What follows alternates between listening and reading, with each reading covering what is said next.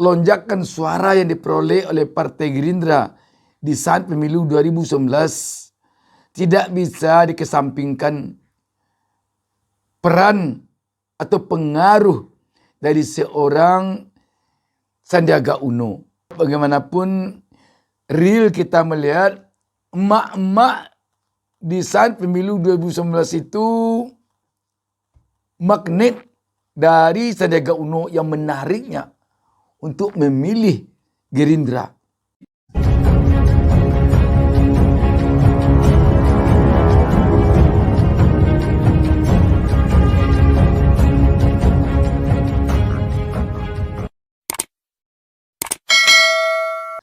Assalamualaikum warahmatullahi wabarakatuh. Senang sekali kita dapat berjumpa kembali. Mengawali pertemuan kita ini, saya mendoakan kepada Allah Subhanahu wa taala, Tuhan Yang Maha Esa, semoga seluruh pemirsa, semoga seluruh yang telah memberikan subscribe kepada channel YouTube Musa Minarda Official dan termasuk yang masih berencana akan melakukan subscribe, saya doakan kepada Allah Subhanahu wa taala semoga diberikannya keberkahan hidup dan semoga dibukakan pintu rezekinya dan semoga diselamatkannya kemanapun bepergian dan dilindunginya dimanapun berada. Sahabat BN, kita melihat Sandiaga Uno yang kita kenal selama ini kader Partai Gerindra, bahkan wakil ketua umum Partai Gerindra, dan sekarang seorang menteri. Dia cukup punya andil di dalam menaikkan elektabilitas Partai Gerindra selama ini, terutama di dalam pemilu 2019. Bagaimanapun lonjakan suara yang diperoleh oleh Partai Gerindra di saat pemilu 2019 tidak bisa dikesampingkan peran atau pengaruh dari seorang Sandiaga Uno. Tidak bisa. Sebab bagaimanapun real kita melihat emak-emak di saat pemilu 2019 itu adalah merupakan magnet dari Sandiaga Uno yang menariknya untuk memilih Gerindra. Tidak bisa ini kita nafikan. Jadi kalau ada yang mengatakan Sandiaga Uno itu tidak ada apa-apanya untuk elektabilitas Partai Gerindra, mungkin terlalu menyepelekan kita.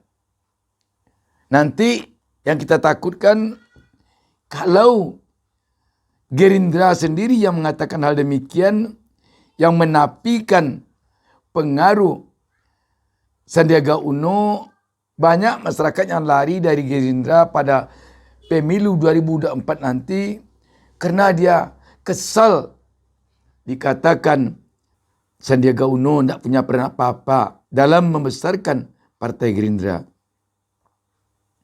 Sebab orang Indonesia biasanya simpati kepada orang yang disepelekan, simpati kepada orang yang direndahkan. Indonesia rata-rata begitu orang. Sekaitan dengan Sandiaga Uno, santer beberapa hari belakang ini dikatakan akan pindah ke P3. Namun dalam ini sebelumnya kita juga kasihan melihat Sandiaga Uno karena kita lihat keras-keras sekali statement dari Gerindra. Ada yang mengatakan Sandiaga Uno itu jadi menteri bukan dari Gerindra, tetapi dia dari perseorangan dia. Dia ambil dari profesional. Selama ini orang tahu dia menjadi menteri itu memang karena dia adalah utusan Gerindra. Itu yang diketahui publik selama ini. Tetapi ketika orang dalam Partai Gerindra sendiri yang mengatakan bahwa Sandiaga Uno itu menjadi menteri bukan andil dari Partai Gerindra, mungkin ini bisa merugikan Gerindra. Karena publik bisa jadi mengatakan, oh Tidak Gerindra yang memperjuangkan Sandiaga Uno jadi menteri rupanya. Hanya karena memang kualitas pribadi dia. Memang karena dia profesional diambil. Karena itu banyak sedikitnya tentu akan membuat publik ada yang jadi tidak tertarik kepada Gerindra jadinya.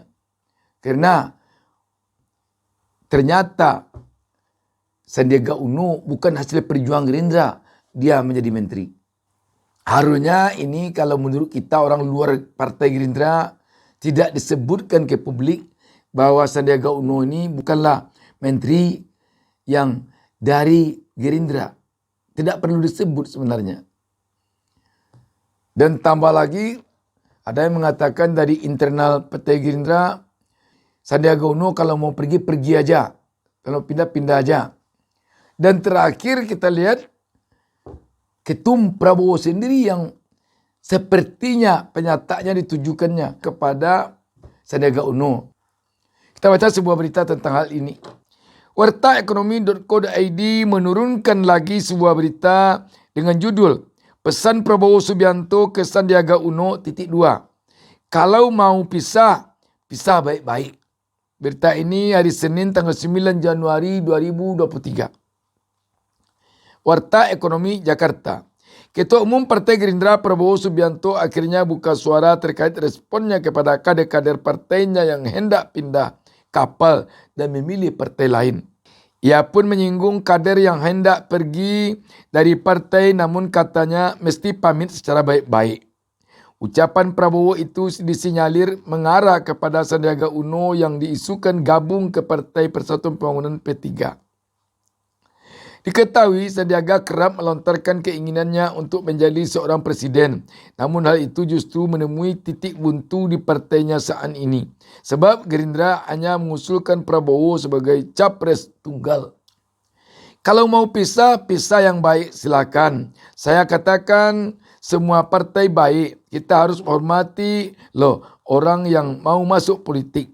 Kata Prabowo dalam pidatonya di Sekretariat Pemenangan Partai Gerindra, Jalan Letjen Esparman Slepi, Jakarta Barat, Sabtu 7 Januari 2023. Prabowo juga bercerita saat meninggalkan Partai Golkar. Menurutnya tidak ada yang salah apabila seorang kader meninggalkan partainya.